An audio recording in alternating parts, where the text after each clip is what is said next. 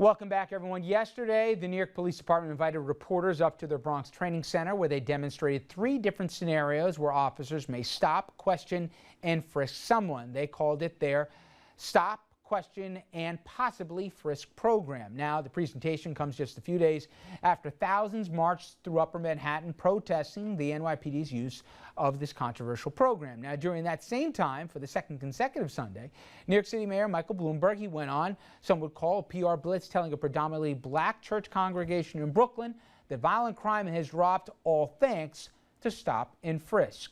So, when police invited reporters to see the program here firsthand, we certainly were curious and took them up on their offer. The reason, they said, was to send the message to communities that police, professional and prepared for the job. And Kim Lengle, who's covered the story from the get-go, she was there to take a first-hand account. That's right, Rich. Well, the police that we saw definitely seemed professional and prepared. When reporters brought up the fact that the presentation wasn't reflective of what we saw on camera phones or stories we heard from the street, police admitted these were best-case scenarios that they were showing us. Part of the controversy over Stop and Frisk comes from the sheer volume of frisks. Last year, the NYPD made more than 685,000 stops. 87% were to blacks or Latinos. And out of all those stops last year, 88% of the people were found to be totally innocent. Now compare that to the number a decade ago when there was less than 100,000 stops. This police stop, although it looks real and sounds real, is totally fake. The cops are real, the perps, actors, and the neighborhood, that's fake too. Constructed by the NYPD, it's all part of a training program to teach officers the right way to stop and frisk someone. We emphasize to our officers that you have to believe, have reasonable suspicion that someone is, or is about to engage in a felony or penal law misdemeanor. You can forcibly stop that individual. We're allowed to conduct a frisk. We can pat down someone's outer clothing to search for a weapon. If we believe the person poses a threat to us or we're stopping them from a violent crime, the law allows us to frisk somebody. Officers receive training on stop and frisk at least once a year, every year, according to the NYPD. Okay, and training. The presentation comes amid increasing criticism that tactics used to stop and frisk people amount to racial profiling. Some 685,000 stops last year alone of mostly black and Latino men. And then there's the pending legal problems. A judge allowing a federal class action lawsuit against the NYPD wrote an opinion stating that she saw evidence of thousands of illegal stops. The New York City Police Commissioner Ray Kelly has begun meeting with a new community advisory panel to discuss police tactics like stop and frisk. The panel is composed of clergy and community leaders from across the city, including Reverend Calvin Butts, the Reverend Herbert Daughtry, and Bishop Lester Williams, the pastor of Sean Bell, the unarmed man who was shot to death by police after celebrating his bachelor party in a Queens strip club in 2006. Commissioner Kelly and New York City Mayor Michael Bloomberg have defended Stop and Frisk and its training as a necessary crime-fighting tool that helps get guns off the street and saves lives. But former and current law enforcement officials say training is not the problem. They point to quotas and the pressure put on officers from top commanders to keep performing more and more stops. The NYPD has denied that it maintains quotas, but continues to be dogged by these audio recordings captured during roll call inside the 41st precinct, taken by this man, whistleblower and now suspended NYPD patrol officer Adhyl Polanco. We asked the NYPD for comment. Commissioner, we've heard from former law enforcement officials, including current police officers, who say the training's not the problem, that the training's actually great. They're saying it's the pressure from the higher-ups being forced to make more and more stops. I don't know that to be true. My responsibility is to be sure that they are prepared and well-trained to do what they're required to do. Can you comment on the recordings that have been circulating for the past couple of years? Recordings, did you say? Recordings? Yes. Recordings. What are you What recordings? I mean, there's recordings from, officers that they've collected during roll calls. They've testified in court that they've collected these recordings showing that top commanders are pressuring them to make more and more stops, get more and more 250s, more and more C7s? I wouldn't know how to respond to a blanket statement like that. It's not a blanket statement, I mean. Yeah, I don't know what all those recordings are. I don't know exactly which ones you're referring to.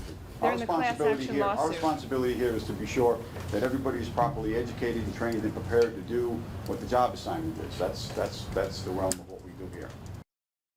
In the 3 scenarios the NYPD presented to reporters, only one contained a stop and frisk. Now, with close to 700,000 stops performed last year alone, it begs the question, how does the role play compare to the real thing? Take a listen to some personal stories from people we spoke to at Sunday's Stop and Frisk March. I mean, the first time it ever happened, like, it was kind of surreal to me. I didn't know how to react to it. You know, they come up and they curse at you and they treat you very disrespectfully and ask you where you're going, where you're coming from, pat you down and fill your privates up and everywhere else and search my pockets. They've handcuffed me sometimes, even though I wasn't being arrested. They've handcuffed me. They've done plenty of things. They were aggressive. They rifled through my pockets. Really had nothing to do with anything because I wasn't committing any crime. I was just coming from the train station and going to my house. It's a scary environment to live in when the people who are supposed to be protecting you are your enemies, and they make it blunt every day that they are your enemies.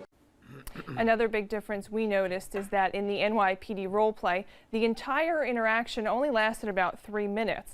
People we spoke to who have been stopped and frisked, on top of being handcuffed or having guns pointed at them, said the whole ordeal lasted about half an hour. Rich? All right, Kim, thank you. Let's bring in our table on this, and joining our panel tonight, our regular contributor, Tom Doherty. We're going around the other way, guys. That's not Tom. Tom's political strategist, former advisor, Hi, Republican Governor George Pataki, a little different. Dominic Carter, political journalist and author, of course. Andrew, you've already met. And Adhyl Polanco. Now, Adhyl has most recently patrolled the 41st Precinct, otherwise known as Hunts Point in the Bronx. He's also the man who captured those roll call recordings describing the quota system, which we've been playing for you currently. He's suspended from the NYPD with full pay for what he believes retaliation for going public. Adhyl, thank you. Now, we played your clips for our audience over the last week or so, and we heard the commanding officer saying he wanted a ghost town. He wanted, basically, you guys writing a lot of tickets here. It spoke to a quota system. You've obviously talked to a lot of folks about this. Was that just the precinct house you were in? Is it unspoken? Is it spoken? Is this about numbers? It's all about numbers. It's not about quality, it's about quantity. They just want to show that they have a tight grip. And I don't know what they're trying to show by, if you're saying your crimes are low, you are arresting more people than ever. You're stopping and frisking more people than ever. And they are unsuccessful frisk, because if for some reason you can get a high percentage of guns or weapons out of the frisk, at least you can say, yes, you know, it's working, but it's not the case. You showed that it's less than a half of 1% where they find a gun now. But it's funny, Kim and I have spoken to some of the more vocal critics, including other former law enforcement, who say they don't want to get rid of the program altogether. They think stop and frisk has a place in law enforcement and policing. It's just the quotas that they have a problem with. Now, I've never walked the beat, but how can you have a system that people find unfair or, let's say, unequally distributed, but yet be good policing? Can you have it both ways? You don't have to, I don't think you should eliminate the whole quota, the whole stop and frisk. It's a good source.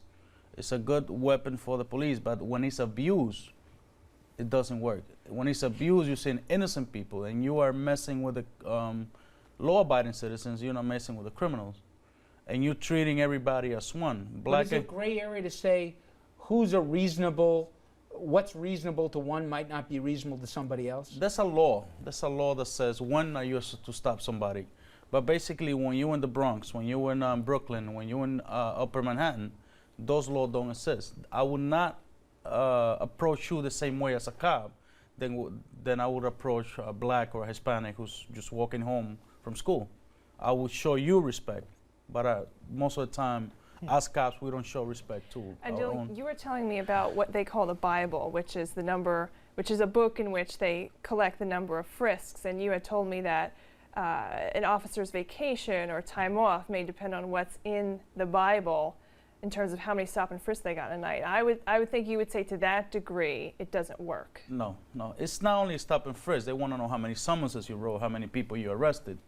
Before Polanco, there was no quota system. After we put the tape out, they call it productivity goal.